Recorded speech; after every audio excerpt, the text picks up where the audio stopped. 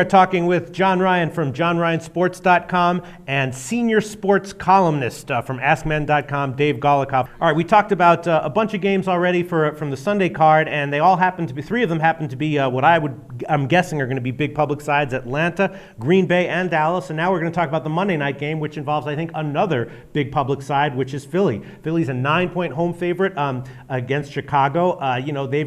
They've gotten two covers now. They were much maligned at the beginning of the year, the dream team. Everyone was making fun of them. Now they've covered twice in a row.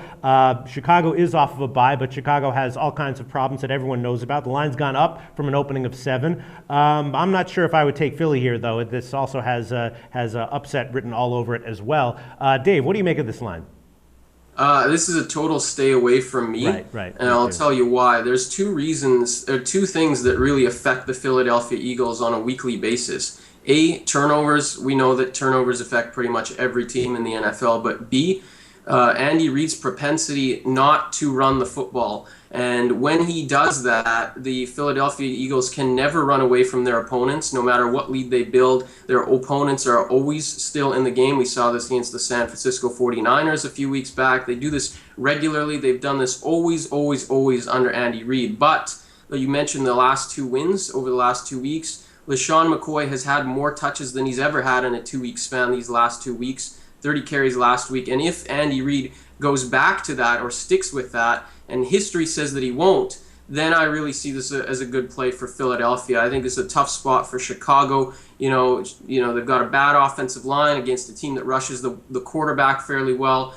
The wide receivers for Chicago are completely outmanned by the defensive backs in Philadelphia. You've got a Bears defense that's actually only 23rd in the NFL. You know, we talk about the Bears, these sort of traditional perceptions that they're a good defensive team. Yeah, not so much this year. So I think the Eagles and their speed could probably get out to a big lead and probably put the boots to the Chicago Bears. But again, turnovers is a traditionally sloppy team, penalties, and will they run the football? Those are the things that really lend me to stay away from this game. Yeah, I agree with you. I'm thinking of just taking a pass on all the Eagles games for the rest of the season. And if there's a second team I had to do that with, I'd probably choose Chicago. John, what do you make of this line?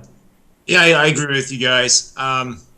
It's too hard to determine what kind of scheme Philadelphia is going to employ. You know, they're the number 1 ranked rushing team in the NFL, and that's misleading because more than a third of that is Michael Vick running for his life.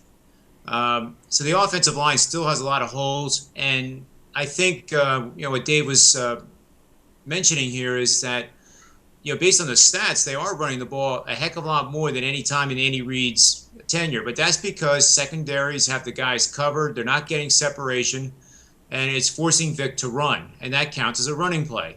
One thing that does stick out in my mind is Chicago has not done well against teams that rush the ball. And arguably, we just went over why this is not a true rushing team. But my simulator shows that Philly will get 150 or more rushing yards in the game. For what that's worth, Chicago's 0-2 this year, 0-7 the last 3 years, and 15-47 since 1992 when they've allowed 150 or more rushing yards. So, again, that's just food for thought.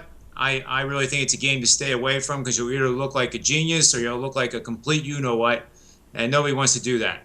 All right. I'm not sure marketing will be so happy with the fact that we're all unanimously recommending that people not bet this game, but that's what we've decided about this line. Thanks, guys. That's our preview of Week 9 in the NFL here on the SBR TV NFL Experts Roundtable. Thanks once again to John Ryan from johnryansports.com and Dave Golikoff, senior sports columnist at askmen.com. Thanks, guys.